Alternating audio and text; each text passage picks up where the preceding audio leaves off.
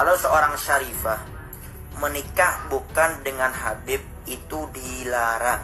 Apalagi dalam madhabnya Imam Ahmad bin Hanbal mengatakan haram, tidak ada berboleh. Kenapa? Karena ada namanya kafaah.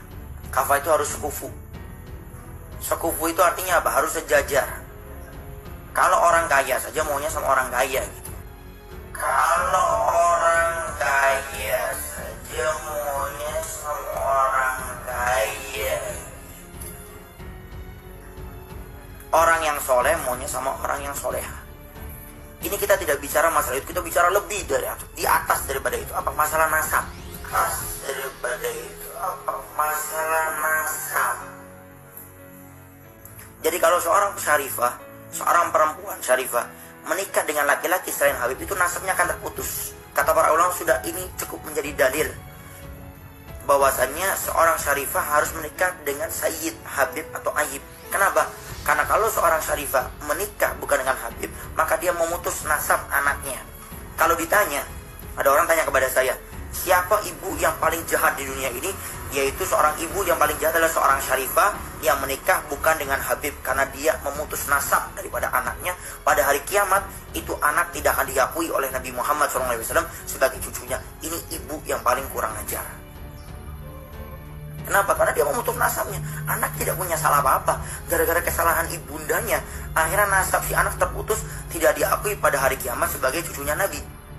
Lalu mau cari yang seperti apa lagi? Kalau seandainya, naudzubillah min dzalik, sekarang ini banyak kejadian seorang perempuan hamil di luar nikah, akhirnya anaknya ditelantarkan, dibuang. Kemudian si anak berjaya, si anak kemudian hebat, selesai sudah. Kalau seandainya dia terhinakan pada saat itu aja di dunia. Tapi kalau seorang anak yang dari seorang syarifah kemudian menikah bukan dengan Habib, itu malunya bukan cuma di dunia, tapi sampai di akhirat dia tidak diakui oleh daripada Nabi Muhammad SAW sebagai cucunya.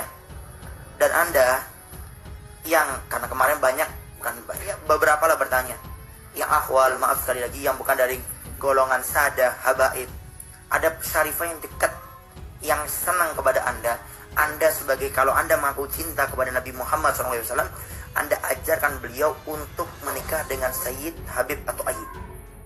Itu bentuk cinta Anda kepada Nabi. Jangan lihat si perempuan itu. Kalau Anda cinta kepada Nabi, Anda menjaga keluarga Nabi. Karena Nabi sudah mengingatkan, Nabi tidak minta apa-apa kepada kita sebagai umatnya, illa mawaddata fi kurba, kecuali kecintaan kita kepada kurba, kepada keluarganya Nabi. Jadi kalau kita melihat seorang syarifah yang senang kepada selain Sayyid, Anda luruskan. Senangnya kepada Anda yang akhwal, Anda luruskan. Anda minta kepada habaib sekitar yang disegani untuk mengingatkan perempuan tersebut. Bukan malah karena Anda sayang, dicintai, itu Anda bukan sayang, tapi Anda menyakiti hati Nabi. Karena Anda memutuskan daripada nasabnya Nabi. Kemudian bagaimana kalau seandainya seorang laki-laki menikah dengan seorang perempuan yang bukan dari kalangan syarifah? Pertama, kalau secara hukum boleh, karena nasabnya akan tetap bersambung kepada Nabi, karena nasab itu ikut ke ayah. Nasab itu ikut kepada laki-laki. Tapi di sini perlu Al-Bagir ingatkan, kalau yang laki-laki yang Sayyid tidak menikah dengan syarifah, yang syarifah menikah dengan siapa?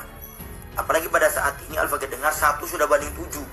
Bahkan Al-Bagir dengar sudah banding 11, sampai ada yang mengatakan 13. Nah sekarang pertanyaannya, intinya, kalau sudah laki-laki anggap berbanding sampai sekian itu, kemudian yang Habib menikahnya bukan dengan syarifah, yang syarifah nikah dengan siapa? Maka takutlah kepada Allah Subhanahu wa Ta'ala, wahai para Sayyid, habaib, kalau Anda tidak menikah dengan syarifah, takutnya Anda akan menjadi sebab menunjukkan satu dosa kepada syarifah. Ini yang